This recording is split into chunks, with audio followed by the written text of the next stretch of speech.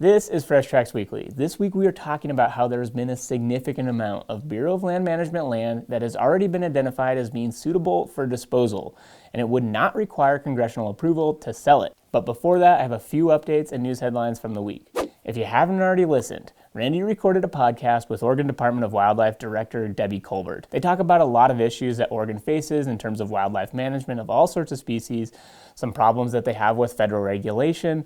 It's a good podcast. Go over to Hunt Talk Radio on any of the podcast platforms and check it out. There's still a lot of uncertainty as to what the status of the federal employees who have been fired over the last month is. A judge did, however, rule for the Office of Personnel Management to rescind the memos that fired the employees within the Department of Defense, Department of Veteran Affairs, the Small Business Administration, National Park Service, Bureau of Land Management, and the Fish Wildlife Service.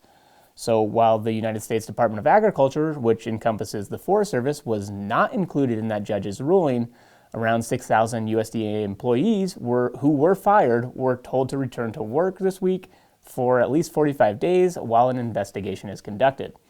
So overall, there's still a lot of confusion as to what the outcome will look like for our public land management agencies. The Voluntary Public Access Improvement Act was recently introduced into the U.S. Senate, which could reauthorize and fund voluntary public access and the Habitat Incentive Program, and it would do so at 3 times the current rate. So Voluntary Public Access and Habitat Incentive Program, which is often abbreviated as VPA-HIP, is federal funding through the Farm Bill that gets allocated to fund hunting and fishing access on private land in addition to paying landowners to improve wildlife habitat on their property.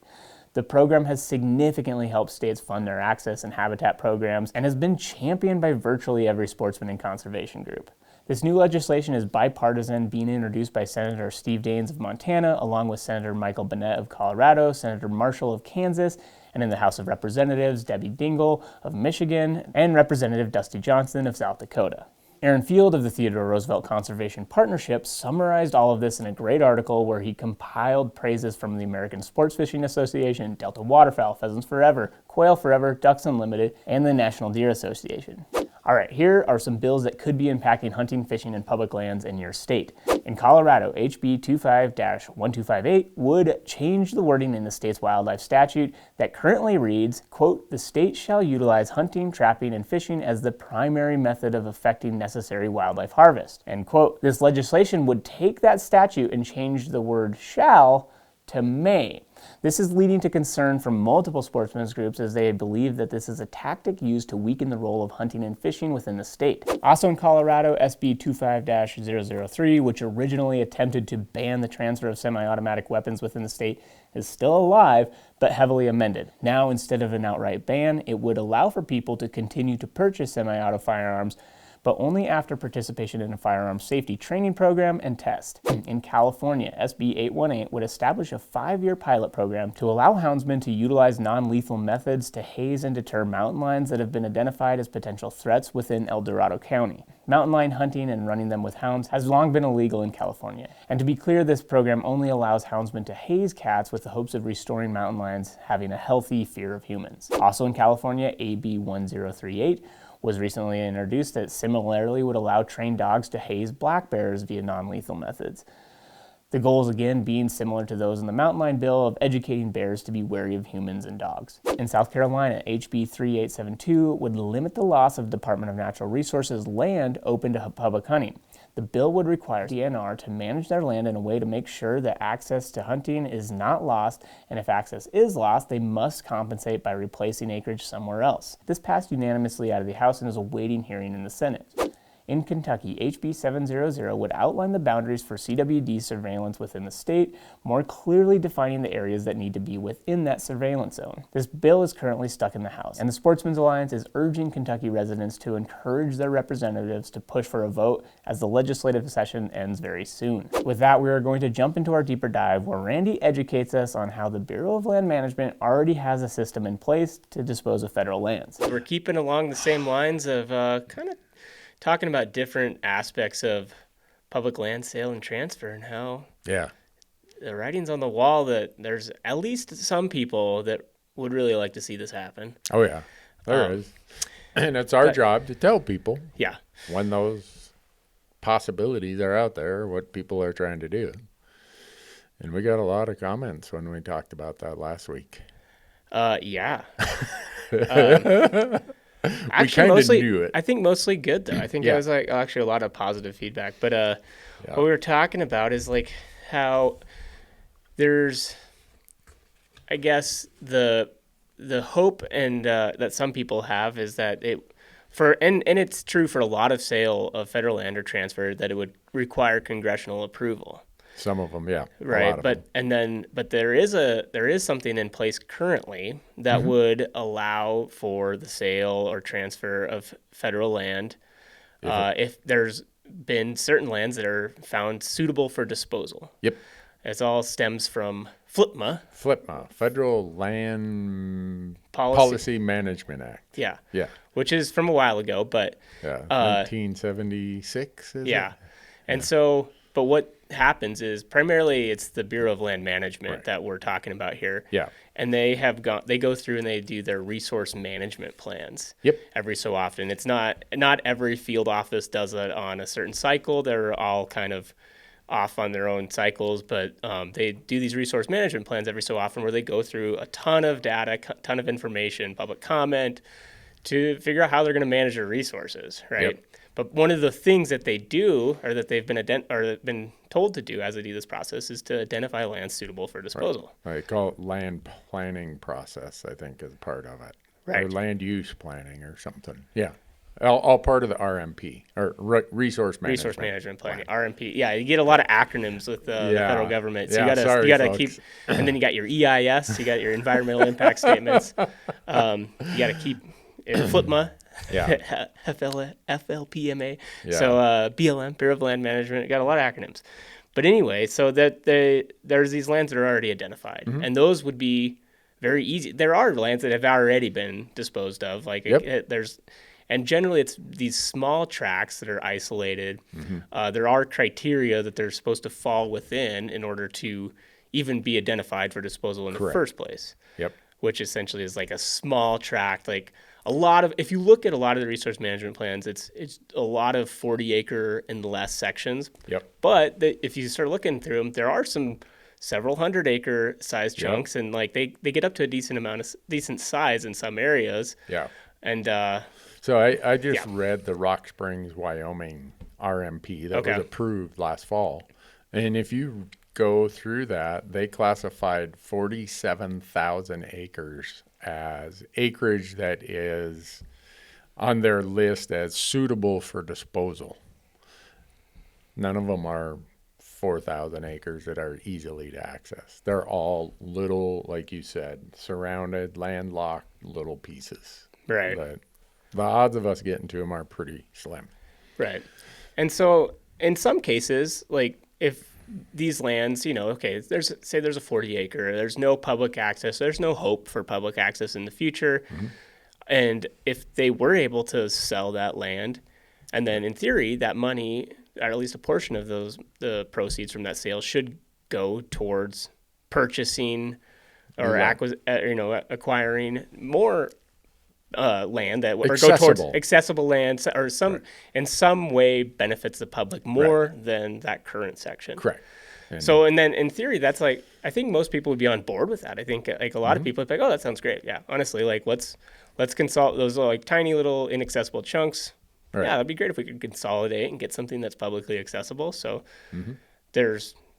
to me, that's and looks great. And Congress even there was another bill that passed, I think in 2000. It's called FLTFA, Federal Land. I got it pulled up here. I always forget it. Federal Land Transaction Facilitation Act. So it was a 10-year window, 2001 through 2011, that said just what you're saying. For certain parcels, and it has this criteria. So I want to make sure no one is thinking we're talking about stuff that there's a road to it or it's already accessible. It's like inaccessible, very difficult to manage, blah, blah, blah, blah, blah. And so that bill expired in 2011. It got renewed in 2018. And so there already is a list out there of lands that under FLTFA, all these acronyms, could be available for disposal. Yeah. And So the point of discussing this, I think what started some of the conversation with you and I is I read an article where someone said that the president is considering selling the public lands to establish a sovereign wealth fund. Mm-hmm. Kind of like Alaska's permanent fund dividend, or, some of the less representative republics like the United States have these sovereign wealth funds. And so this very far left group tried to connect the dot that, the president is going to sell all these lands to create this fund. One, I was suspicious when I read it because I'd never read that. I've never been able to connect those two dots. I've heard him talk about a sovereign wealth fund, but never funding it by, I'm going to just go sell all these public lands. So it gets you into this thought of, does the president or does Congress even, where is their authority to go and dispose of public lands?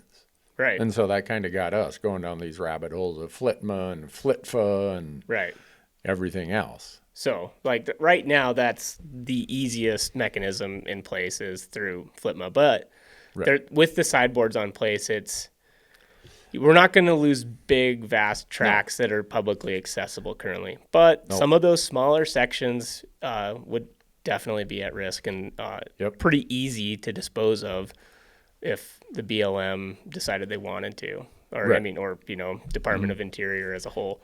So, yeah, and I think it's worth for people who haven't read the bill. I got it right here. Under FLTMA, this is the requirements at a minimum. They are difficult and uneconomical to manage and are not suitable for management by any other federal agency. 2, disposal would serve important public objectives, including but not limited to community expansion or economic development that could not be achieved prudently or feasibly on land other than public lands, and that outweigh other public objectives or values. 3, the tract was acquired for a specific purpose and is no longer required for that purpose or any other federal purpose. So, but it only has to meet one of those 3 criteria, not all 3. Correct. It has to meet one of those 3. And then we look at the requirement of congressional authorization. So 2,500 acres is kind of a threshold, and there's some pretty critical parcels, less than 2,500 acres. So yeah, I would argue that there's a decent amount of 160-acre chunks that are pretty significant. Correct. And especially when you're talking if you're in a place that's got some decent habitat, or even if it's a piece of a larger piece of habitat that might be surrounded by private or other land ownership, then it's especially you think about, there's a lot of people who hunt 20-acre chunks of land successfully. So, we out west, I feel like sometimes you look at a 160 acres and it's tiny, but in the scheme of things, it's a lot of land still. Right. But so go ahead. So anyhow, there's all these other rules that kind of get into what Congress's role is. Well, Congress said if it meets these criteria, you don't need to come to us for an act of Congress to dispose of this. And the one for any tract of more than 2,500 acres first must be submitted to Congress and can be disapproved by Congress. That's kind of a reverse negative, right? Instead of approved by Congress, it can be disapproved by Congress. Okay. No lands can be sold at less than their fair market value. They must generally be sold through a competitive bidding process, although modified competition and non-competitive sales are allowed in certain instances. So a lot of this stuff that we're talking about is on a map, and you see a little yellow BLM piece surrounded by a bunch of white. Right. That those are most of the parcels that make it on these lists. Right. Because there is, with some of the new rules and guidance that were added after FLTMA, there has to be recognition of recreation and public access value. So I was involved in one that I thought was going to get put on the list in Montana. Mm-hmm. A little bird told me, hey, one of these really great pieces of elk hunting in Montana looks like it might end up on the list. because it's not usable. There was no road access to the land. And I said, well, I think I could show how the public could use it. It's called a helicopter, and we're going to shoot some really big elk. And so I did. Those parcels are no longer on that list. And I can't say they were on that list, but I know they're under consideration to be on that list under the idea that there's no public access and no public use / recreation value. Because since FLTMA in 6, there has been some additional guidance provided that, hey, you got to be given some consideration to public access and other things. Right. But at the same time, I think, I don't know, and maybe this is the conspiracy theory. We get Marcus's conspiracy theory. But it's just today. like the fact that the process is in place. Right. It seems like at multiple levels, whether it's at the field office level for the BLM, if you had somebody who had an agenda that you could potentially get more of those parcels into that suitable for disposal category than, if you had someone with an alternative agenda. And so it's just like, and then also like there was a section in one of the resource management plans that I saw that it was identified for retention, so like to keep it, but limited disposal. And so I was like, here's like a category that I haven't been able to find identified anywhere else. I know. It's not standardized across these RMPs, so it's kind of confusing. But like, does that mean that those could potentially is that yet another category that would be easier to dispose of those lands? Because there was certain lands that were high priority that they were just straight up identified for retention. Right. But that was a fraction of the total BLM acreage in that RMP. Like there was hundreds and hundreds of thousands of acres that were identified for limited disposal. Yep. And so it's just like, it's like that one step closer. Yeah. Although they're not like, immediately on the chopping block, it's just that next step closer. And so it's just like these little things that you start to see. It's just like giving, So if somebody has an agenda, they can use that to their advantage. Right. And here's how FLTMA is supposed to protect us against someone with an agenda. Okay. There is a piece called the Notification, Consultation, and Coordination Requirements. So the BLM is required to provide for notification, consultation, and governmental coordination in management of lands generally. For instance, blah, blah, blah, blah, blah. It goes on to all this. Before any of this, it gives dates, timelines, notification of anything that would happen. So there's two places where the public should be involved. First, the resource management plan. A lot of people think, well, what's this RMP thing? And the BLM says they're redoing their RMP. Well, if you want to keep some lands off those lists of possible disposal lands, you should be getting involved right now. Because right now there are RMPs, resource management plans, being developed in some of the BLM districts. Yeah. So that's the first place. And they do take public comment into effect. They do like town hall meetings around the field office area. Like they'll do multiple meetings, and the process usually lasts for years where they're collecting data, going through this process. They have the biologists, archaeologists, just everybody out there. It's a ton of work, ton of people going and trying to like assess what, the best use is for the land, including the lands for disposal. So if there was a chunk that you think might be on that list that you access and hunt, that's like they would definitely take your comment into account if you, because before it can end up on that list, it has to go through this whole RMP and land use planning process. So the way to keep it off the list right from the start is go make a compelling case why that should never be disposed of. And that's one way. And then the other mechanisms is this public notice if it was ever sold. And I've seen very, very, very few of these sold other than under specific authority, like Harry Reid got in place as the Southern Nevada something act where around the perimeter of Las Vegas, they sold some BLM land, put it in a trust account, and it had to go fund other projects in Nevada. So I have seen some of it there. But, one of the dangers of these lists that we have is a lot of them were developed in the 70s, 80s, 90s, and 2000s. Right. Long before recreationists had digital maps in their hands. Yeah. And GPSs in their phones. So what was the determination before of, the public doesn't access it or the public can't access it, was based on us walking around with a paper surface map. Yeah.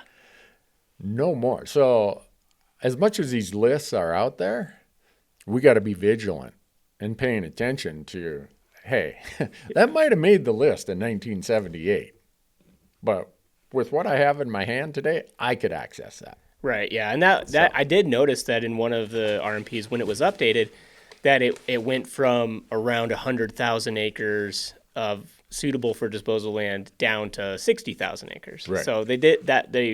In that process of however many years between those resource plans, they did identify 40,000 acres less suitable for disposal in that. Yeah, so. and I look at I keep referring to the Rock Springs one because it's the most recent one I was watching.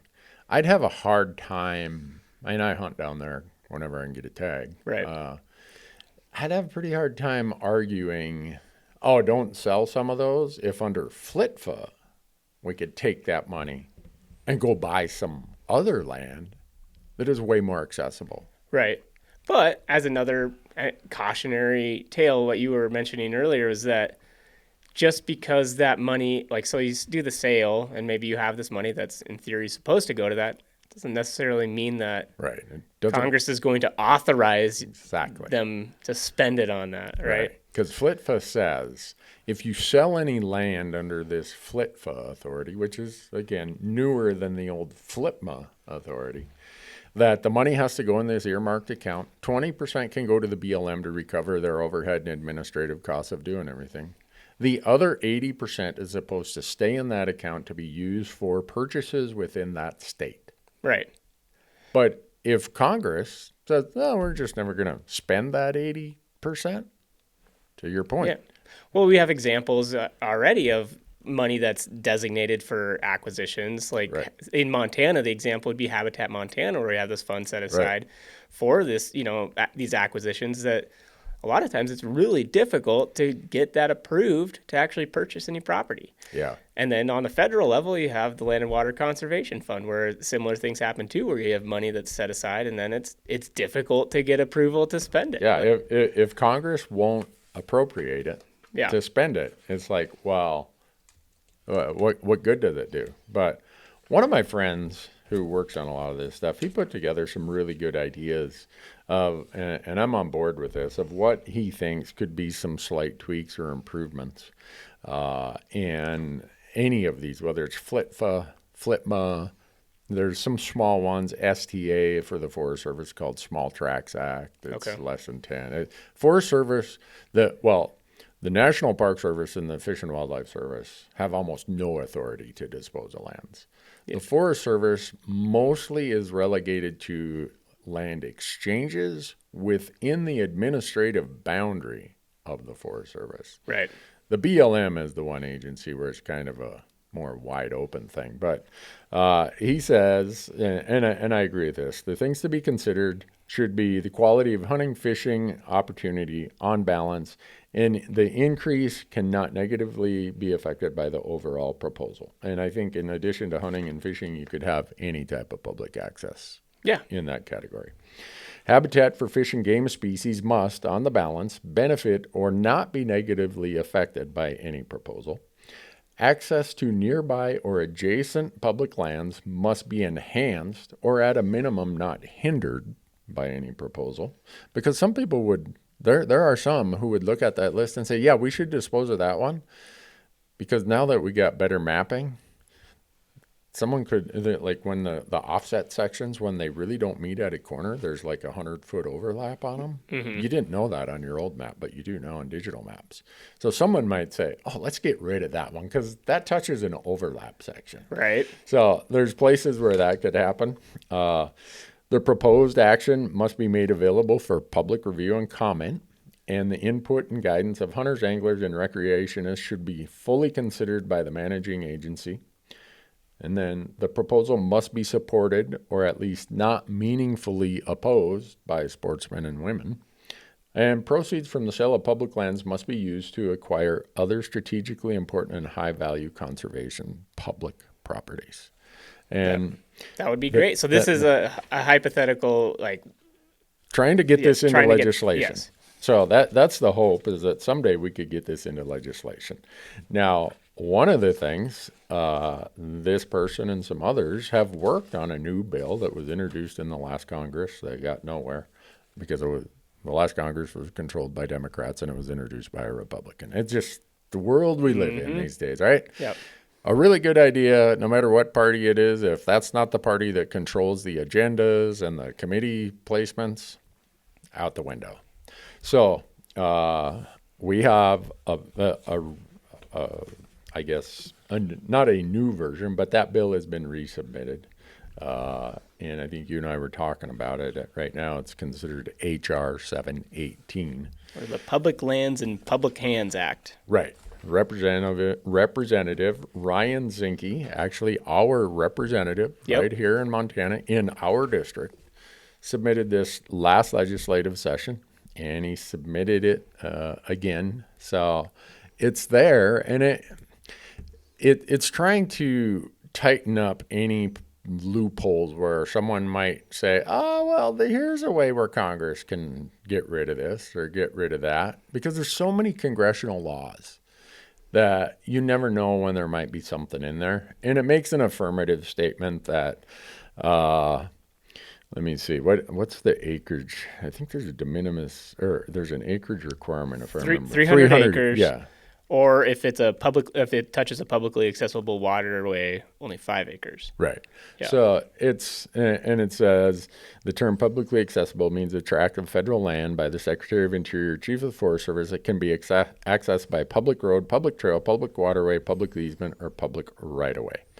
And so what this bill is trying to do is to say, look, no one's going to dispose of these federal lands, more than 300 acres, without coming through Congress. Yeah. And I think it exempts a couple things here, some of the FLIPMA stuff, but the Small Tracts Act that the Forest Service has, a few native claims stuff. But to me, it's kind of the heads up of, hey, anyone in Congress who thinks you're going to try to sneak one through here, yeah, or you're not. Yeah, it's making a statement that you know. The federal land should remain right. Especially large tracts of accessible federal land should remain. Yeah. Right now, I guess the message I want people to know is right now there are some authorities, mostly for the BLM, to identify and dispose of some of their lands. Mm-hmm. There's a criteria they have to go to. I don't think the criteria is as well filtered today or back. It would be better filtered today with the use of public recreationists having digital maps and GPSs than what it was when some of these hit the list. I would love to see that list revisited. And then if anything were to get disposed under the FLTFA, the newly reauthorized in 2018, I'd like to see some way that would force Congress to have to spend that 80%. Because if they don't, what you know, why did we go through this process? Right. What's the benefit? So, and some people are probably wondering, well, why did the BLM buy that or keep that 160 acres that's all surrounded by private? Well, most of these isolated parcels came via the Homestead Act, where homesteaders couldn't make good on their homestead obligation, and they walked away from it. Yeah, because a lot of the BLM lands were kind of, in theory, the lands that nobody wanted. Right. You know, that was. But obviously now we as hunters have found great value in a lot of those lands. Right, and a lot of native habitats are still there. So it's for people looking at one of these maps. Don't think the BLM went and did that. Yeah, they didn't go like purposely purchase that 40 acres in the middle of nowhere. Yeah. What it is none of the neighbors gave up, but this person did. Yeah. The neighbors were able to make a go of it, so that stayed private. So There's millions and millions of acres. Like when the Bankhead-Jones Act passed in the 30s, I think it was to help farmers and help them get equipment and stuff. But one part of it was to take all of the defaulted, if you want to call it that, homestead lands and get them back to the BLM. And at that time, I think there was 11 million acres that had defaulted. And they weren't a big chunk of 11 million. They were this 160, this 160, whatever it was. And that's how we ended up with this weird pattern. It's not like the agency wanted this, but it's what we ended up with when the homesteaders couldn't make a go of it. Well, and I also think it's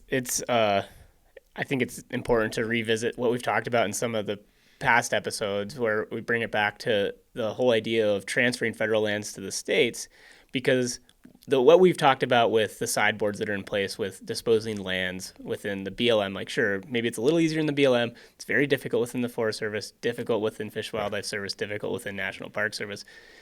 But if they were transferred to the states, those sideboards are non-existent to minimal. None. And so the disposal if the states are to get a hold of them, this whole disposal thing is just worlds easier. They can sell them so much easier. And that is one of the big red flags of state transfer. Right. And so I think that's kind of an important thing to bring back into the discussion is just remember that if that idea, when it gets brought up, it's that the intent is to sell. And if they claim it's not, well, just know that it becomes much, much easier for them to sell if they want to. So absolutely. With the presence of all of these federal pieces, kind of like if they were abused, they could have some negative consequences. But one of the positives of it is this is decades of debate and argument among all interest groups that purposefully makes it hard for the federal government to just say, let's go sell that, 100,000, 300,000, 2 million acres. And that really frustrates the anti-public land crowd in Congress because they're like, you realize how many laws we'd have to get changed if we wanted to sell all this in Congress? It's really hard for us to hide what we're doing here. They'll try. So, for me, it's really important that people understand that. And when agencies are doing this planning and you're wondering, well, why all these maps? Why this? Because these laws that Congress passed said you have to do this. You have to categorize the types of lands that you manage. Are they up for disposal? Or should we retain them? What should we do? And so it also provides that public process to be involved every step along the way, if we choose to do so. Whereas on the state side, they don't have nearly the public process requirements that the BLM or the Forest Service would have. So I'm hoping that in discussing this stuff, people listening or they come to the conclusion that, maybe Randy and Marcus aren't completely off their rock here. And the other thing is, I want people to realize that there's some static coming from both sides, like the one article I referred to, and there's some good stuff that comes from both sides. Everyone wants to just say, it's that side or it's that side. Yeah, we've identified the Republican side is the home of where most of the anti-public land sentiment comes from. There are also some really good people in the Republican Party who have brought us the Great American Outdoor Act, brought us bills like Congressman Zinke's trying to introduce. So when we lump everyone into the same category, because you're over on that side, you're this, where does that give us opportunity to work with the other side? Right. Because we got to work. Yeah, if we're gonna accomplish anything, we got to work with all sides. Exactly. So I'm hoping that when we discuss these, we bring up enough examples over time that people realize, I better identify this almost on a person by person basis or project by project basis. But that requires a little more work. Yeah. And that's our job, Marcus. Yeah. We got to bring that up. So Did we close the loop of what you wanted to I hope so, yeah. I think it's kind of a cautionary tale, just like things to keep in mind. And obviously things are happening at a fast pace, which in one respect is cool to see, and in another respect terrifying to see. So you got to keep your head on a swivel because you never know what's going to happen tomorrow. And so this this being aware of what potentially can be coming down the pipeline of efforts to dispose or sell public lands. I think that's where we're focused. Is this what we as hunters really like hunting these public lands. We would like to see them stay in public hands. So that's kind of this the focus of what we're keeping an eye on. Yeah.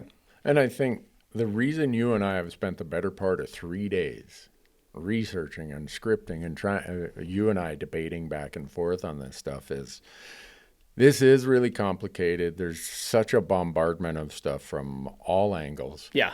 One thing we've learned in our comments that we've been following is that people are starting to count on us that we're not going to mislead them. We're going to stick to the facts. We're going to stick to the realities. Right. Whether it supports someone's narrative or doesn't, we're going to say it.